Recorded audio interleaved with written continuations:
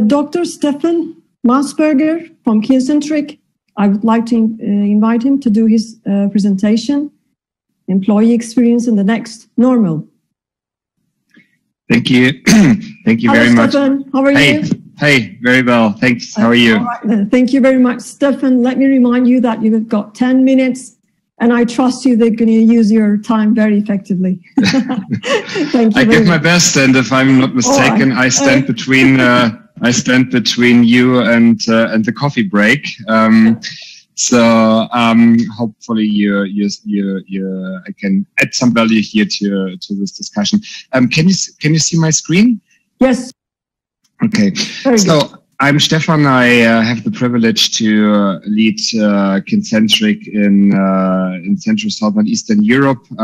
We are an advisory firm, part of Spencer Stewart, that helps organizations in various HR transformation programs, starting with employee experience, leadership, assessment, development, and HR advisory, HR strategy. We are partnering in Turkey with IDEs and Seçkin and Cengiz as representatives are hosting a session about employee experience in the afternoon. So if you're interested in a more deep dive, then I can recommend to follow this session of my colleague Seçkin.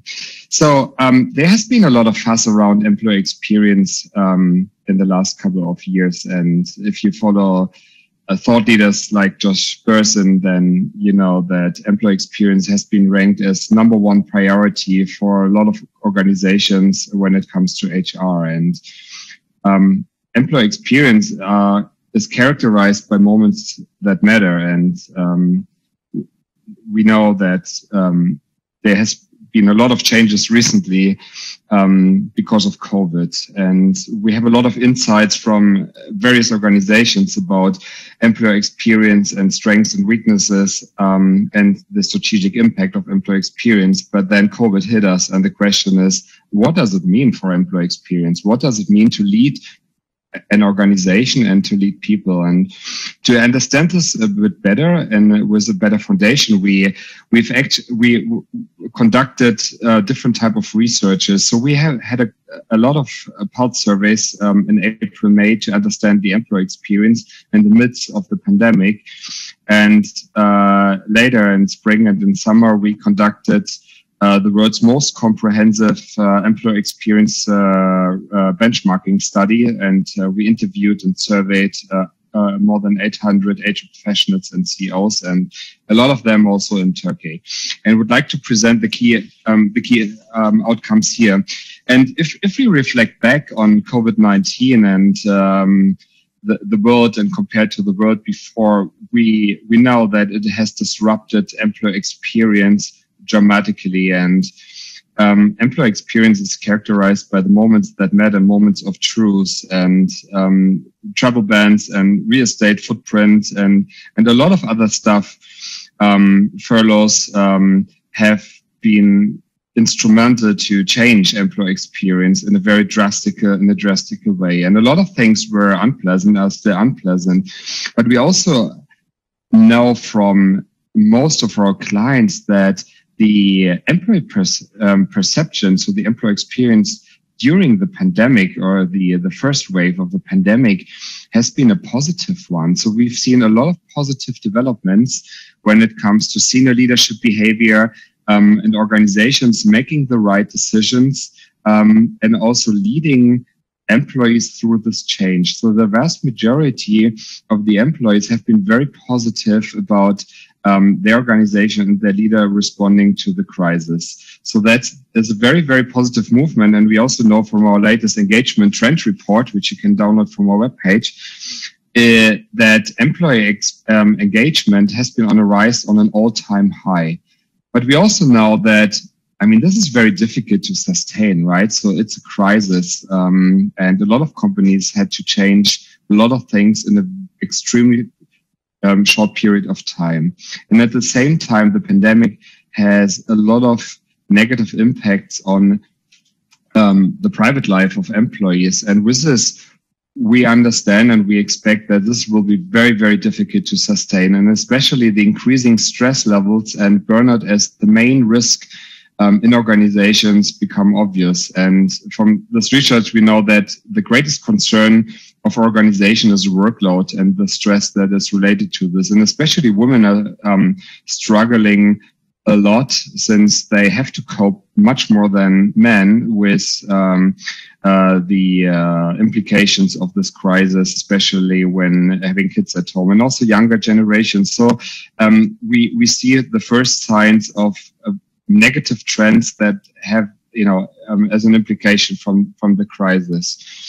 But we also see that there's increasingly a shift between organizations in the way they're responding to the crisis. And I assume you're all HR professionals, so you're all familiar with the typical change curve, starting with resistance, so denying that there's a crisis, overconfidence, value of despair, and then, starting to try out something new. And what we know from our benchmark study is that we can distinguish what average organizations do and how they respond also to the crisis, and in contrast, extraordinary organizations. So organizations who have extremely high level of engagement, who are financially very, very healthy, are great and best employers overall. And we asked all of the organizations a couple of different questions as part of the research. And one of them was like, how do you responding to the crisis? So are you trying to manage the crisis and expect to get back to normal? Are you overwhelmed by the crisis? Are you testing programs or fully adopting new programs and practices? And what you see here are the numbers from the average organizations. And interestingly, a lot of them are trying to get back to normal. Yeah, and see, there has been a crisis, but we're still trying to get back to the crisis. So what we would perceive as a resistance, because in some way it's affecting all different industries in a different way, but it's affecting all organizations. And also a significant proportion are still overwhelmed and still trying to figure out what does it mean.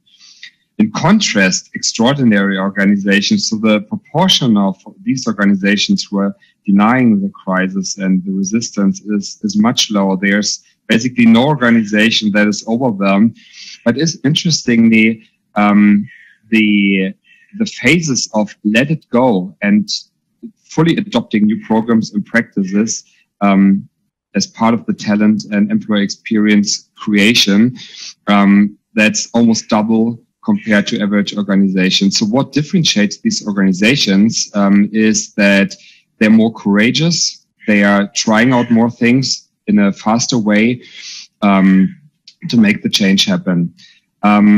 And also as an outcome, that's the employee perspective of how this organization has responded to the crisis. And I think it's not a surprise that almost everyone agrees that the owner organization has responded properly to the crisis in the organizations who have actually tried out already and fully adopting new programs and practices.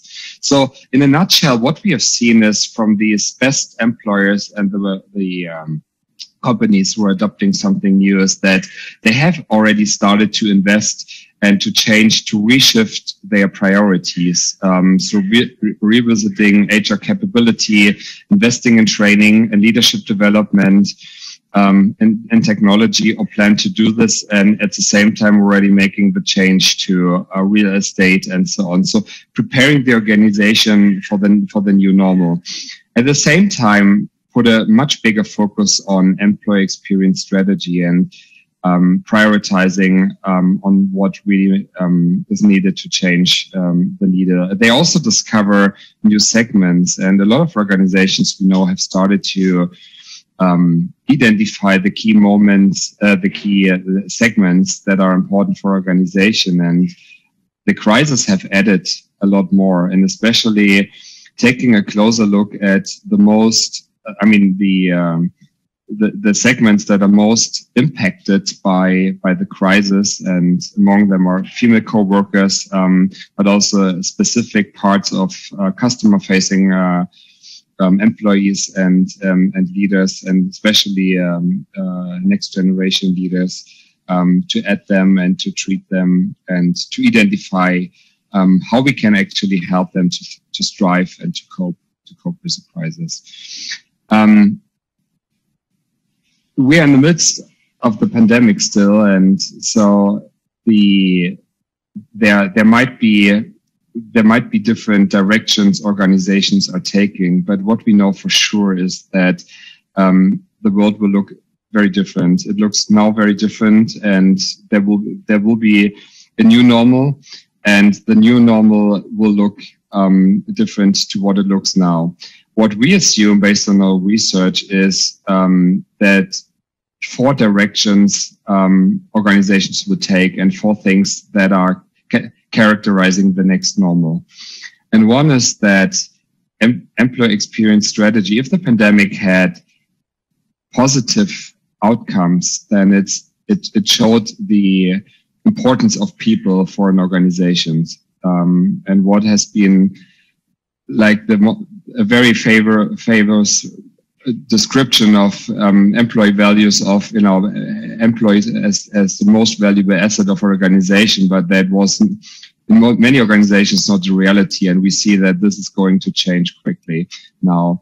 But really embedding an employee experience strategy at the heart of an agile people strategy, so making it the center of whatever you do with people, connected with employee experience and improving this.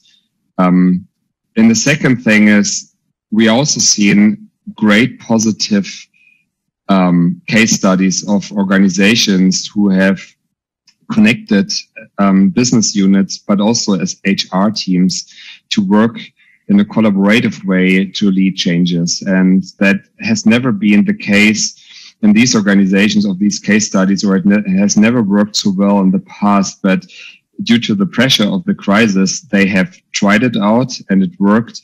And that's something that they would like to retain. Caring and engaging leaders, it has never been more important. The caring for employees and the training and education and providing the foundation for leaders to become engaging leaders, that is also one direction most organizations are taking. And finally, in most organizations have started to digitize HR a couple of years ago and have invested a lot in technology. And that also is true for employee experience and engagement, and the same for inclusion and well-being. And many organizations now realize that the introduction of technology is needed, but it's not sufficient. So connecting and rehumanizing what they do, and using technology just an enabler, but not as the main driver. That's what many organizations realize. So the next normal, a quick outlook. We have a lot of white papers if you're interested. So just go to our webpage or contact me or Seckin or Cengiz directly if you would like to hear more about employee experience and the pandemic. Back to you, Pina. Thank you very much, Stefan. Thank you very much for your fantastic presentation.